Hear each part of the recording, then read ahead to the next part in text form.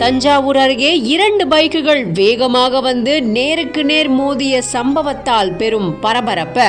சம்பவ இடத்திலேயே உயிரிழந்த இஸ்லாமிய மத குரு.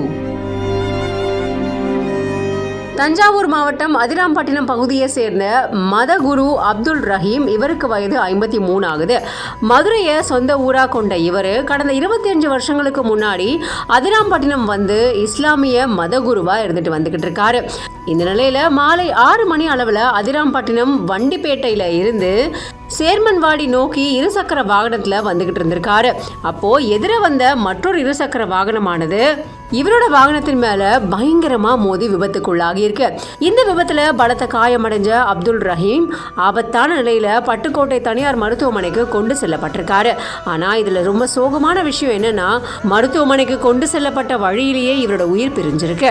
இது பத்தி அதிராம்பட்டினம் இன்ஸ்பெக்டர் வழக்கு பதிவு செஞ்சு விசாரணையை மேற்கொண்டு வந்துகிட்டு இருக்காரு. 2 பைக்குகள் நேருக்கு நேர மோதிக்கொண்ட இந்த விபத்து தொடர்பான சிசிடிவி காட்சி இப்போ வெளியாகி சமூக வலைதளங்கள்ல பெரும் பரபரப்பை ஏற்படுத்தி இருக்கு.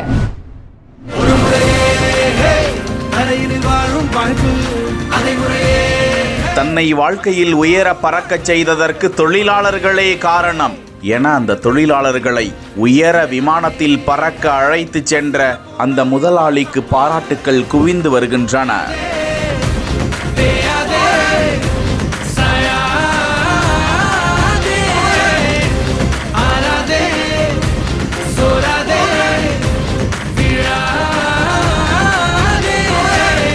மதுரையில் செயல்பட்டு வரும் சத்தியம் பயோ இயற்கை உரம் தயாரிக்கும் நிறுவனத்தின் இயக்குனர் வி செந்தில்குமார். உலகம் முழுவதும் உழைப்பாளர் தினம் மே 1 சிறப்பாக கொண்டாடப்பட்ட நிலையில் தங்கள் நிறுவனத்தில் பணியாற்றும் ஊழியர்களின் பணியினை போற்றும் விதமாக அவர்கள் அனைவருக்கும் இன்று ஒரு சர்ப்ரைஸ் அளிக்க முடிவு செய்தார். 15 பணியாளர்களை மதுரையிலிருந்து சென்னைக்கு விமானத்தில் அழைத்து சென்று பொழுதுபோக்கும் இடங்களை சுற்றி காண்பித்துவிட்டு மீண்டும் விமானத்திலேயே திரும்பி மதுரைக்கு அழைத்து வந்திருக்கிறார். இது சம்பந்தமாக பேசிய அந்த நிறுவனத்தின் நிர்வாக இயக்குனர் வி செந்தில்குமார், எந்த ஒரு நிறுவனத்தின் வளர்ச்சிக்கும் அந்த நிறுவனத்தில் பணியாற்றும் உண்மையான ஊழியர்களே காரணம் என்றும், இதன் காரணமாக தங்களது நிறுவனத்தில் பணியாற்றும் தொழிலாளர்களின் உழைப்பினை பல வழிகளில் தாங்கள் ஊக்கப்படுத்தி வருவதாகவும், அதில் ஒன்றாக இது போன்றதொரு நிகழ்வுகளை வருடந்தோறும் செய்து வருவதாகவும், இதனால் தொழிலாளர்களின் மனமும் உடலும் புத்துணர்ச்சி அடைவதோடு உழைப்பின் பலனை உணர்வதற்கு வாய்ப்பையும் உருவாக்கி தருவதாக